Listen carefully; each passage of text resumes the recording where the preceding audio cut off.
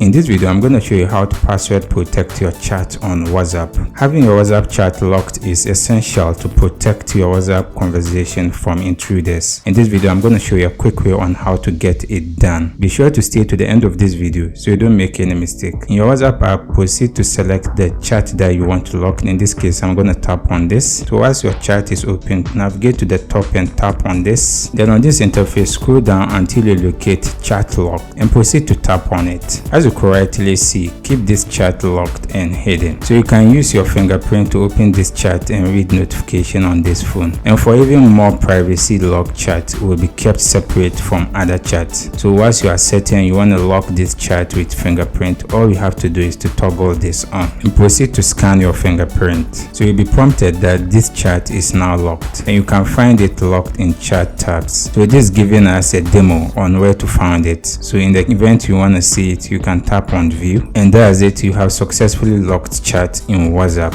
If you have any question, you can leave it in the comment section. I'll do my best to attend to you. If you enjoyed this video, consider check out our next video. See you in the next video.